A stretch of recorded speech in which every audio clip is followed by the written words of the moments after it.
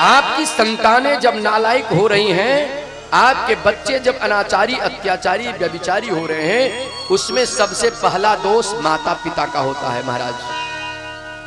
शास्त्र कहता है, ध्यान दीजिए, दुःशीलो मातृदोषेन पितृदोषेन मूर्खता कार्पण्य वंश दोषेन स्वदोषाच्च दरिद्रता।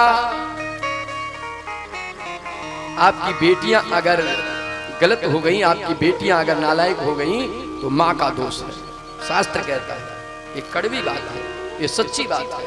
दुःशीलो मातृदोषेन, कहीं ना कहीं माँ की गलती कुछ हुई जिसके चलते हमारी घर की बेटियां नालायक हो रही।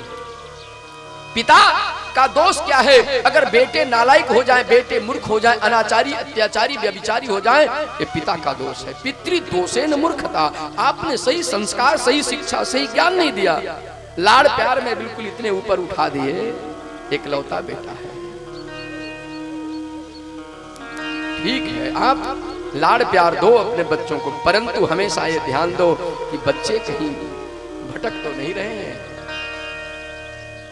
इसलिए दुःशीलो मातृदोषेन पितृदोषेन मूर्खता, और धन की कमी, जो दरिद्रता आ रही है, वो कंजूसीपन का कारण है। परमात्मा ने दिया है महाराज, तो कुछ दान पुण्य कर लिया करो। नहीं करोगे ना तो अब की बार दिए हैं फिर नहीं देंगे, भूल नहीं करेंगे।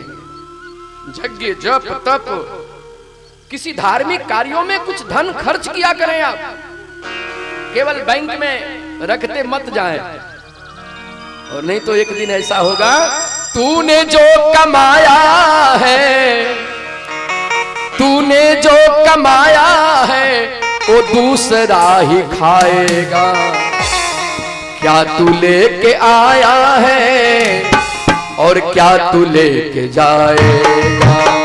क्या तू लेके आया है, क्या तू लेके जाएगा? तूने जो कमाया है, तूने जो कमाया है, तूने जो कमाया है वो दूसरा ही खाएगा। क्या तू लेके आया है, क्या तू लेके जाएगा? क्या तू लेके आया है, क्या तू लेके जाएगा?